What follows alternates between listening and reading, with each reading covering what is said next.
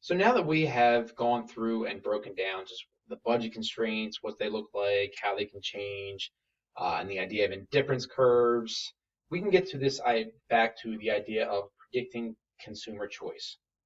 So basically, what will consumers elect to do? How much of each good will they buy?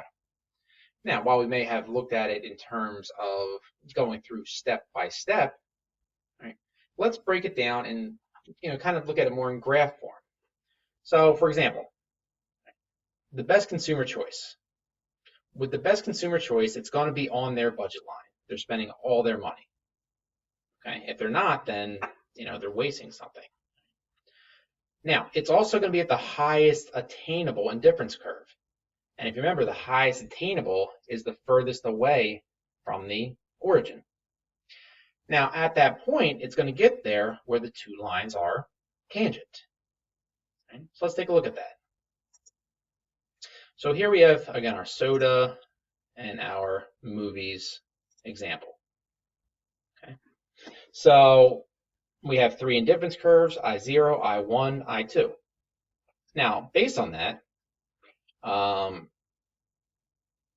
I2 is preferred to I1, I1 to I0, because again, the further you move out, the more you prefer it. So let's look at I0 first. Well, let's see. At I0, at points F, I, and H, you're indifferent. You get the same, you're all on that curve, you get the same level of utility. Now, you could be at point I and not spend all your budget.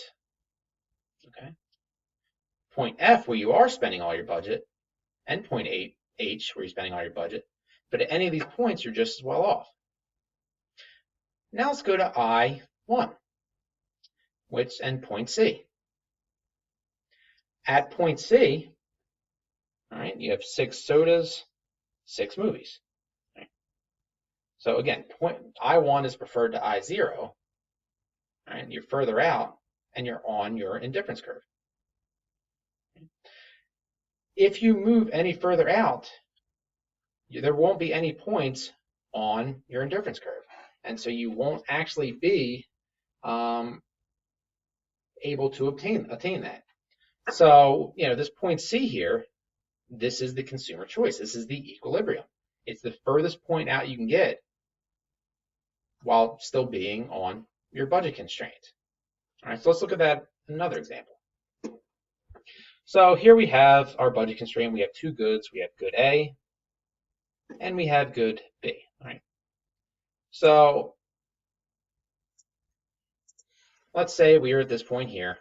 All right. So if you want to be on your budget constraint, you can either be at this point right here or at this point right there. But again, the further out you move, the better off you are. So can we move out further? Yeah, we can. All right, so let's move out a little bit. All right, so now we moved away further. So this indifference curve is, actually, let me do it this way.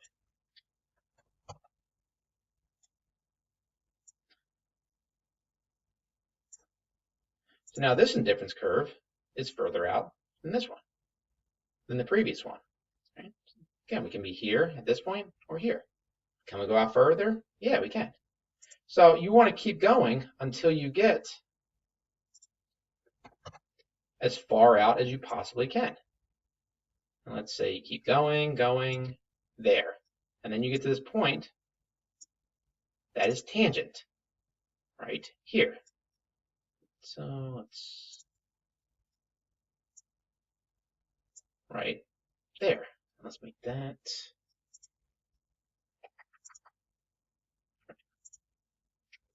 So that point right there, that is where your utility is maximized. That is the highest level of utility you can get because the indifference curve that's furthest out and it's tangent.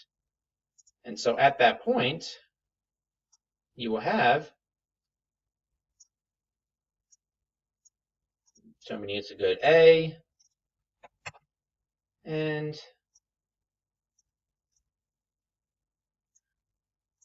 so many units of good B. All right, so you have your competitive equilibrium here. Right? Your competitive equilibrium is this many units of good A, this many of good B. So now let's see what happens when things change. And so when we go back here, we have our difference curve. All right. And so we have,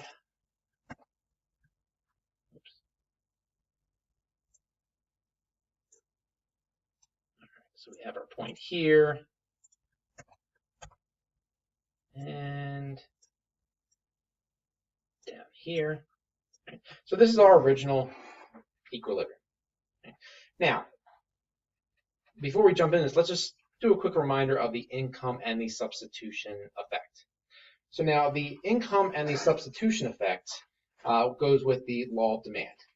And with the law of demand, it says that as the price of a good goes up, people are going to buy less of it. Quantity demand is going to go down. The income effect says that is because we have less money, we have to buy less of everything. Whereas the substitution effect says that when the price of one good changes, it becomes relatively more expensive. So we're going to substitute more of that good for more of another substitute good. Right? So now let's go back in and show this. So let's first look at a change in income. So if you remember, when there's a change in income, it causes a complete shift of the budget constraint. All right, so we got budget constraint 1, and we have budget constraint 2. Right? So now, if we stay at that point, right, we're not going to be maximizing our utility anymore. And so what's going to happen then is we are going to move out. All right, we're going to move out. We're going to go to right here. Actually, I think we'll go a little bit more. There we go. So we moved out to a new equilibrium point. So this is showing that our equilibrium is here now. And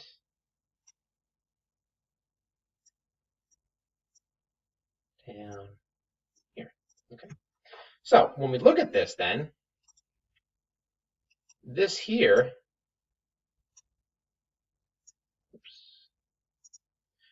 this change from our original B to our new, our original consumption of good B to our new, and our original consumption of good A to our new, that gives us the income effect. Okay. Now, because you just had more money, there is no substitution effect in there. So now let's look at the case where there is a price change. Right. So when there's a price change, we talked about how there's a pivot. And so, for example, let's just say that the price of good B went down, or sorry, went up. So we had, actually, let me make this a little bit more notable here. Right. So we have our original equilibrium point. Okay, so we have our original good A and a good B. Right. So this is our original competitive equilibrium. So when the price of the good changes, we are going to take this and we're going to move out to maximize as best as we can. Going to right about there. Okay, so we are here. And we are down here. Okay, so let's just focus on good B here. Okay, you do the same for good A. So moving from our 2 points. And let's just put these in here. Let's say that this is A and this is B. All right, so we have, let's just say Q1 and Q2. Make it a little bit easier there. So when the price changed, we went from Q1 units of good B to Q2 units of good B. So what we're looking at then is the overall, and we're going to try to break this down between the substitution and the income effect. So Q1 to Q1, Q2, that's the total effect. Okay, so overall, because of this price change, we went from Q1 to Q2. Now, to break it down between the income and the substitution, we have to look first at the substitution. So now the substitution effect basically is saying that how much would we have substituted if we were only looking at the change in the price. So basically, we want to find a way to be on the same indifference curve with the same price breakdown in a way. So what we're going to need to do then is we need to take this new budget constraint, assume with that level of income, and let's bring it all the way back here until we get, to a point on here. And so when we do that, and let me make this a little bit easier to see. Let's go that. Okay. So this line here, this is what the budget constraint would look like had the new prices been in effect where you're still on this level. So it's basically the point on this new indifference curve using those prices, because the slope of the line in the new one is reflected here, there's new prices. So now, when we do this, we can see our new point, which is right here. All right, and so let's put that at Q3. All right, so again, when we move from the overall effect has us going from this equilibrium point to this one. So we go from Q1 to Q2. That's the total effect. Now the substitution effect, which is the change that will keep you at the same level of utility just from the price changes, is from Q1 to Q3. That's your substitution effect.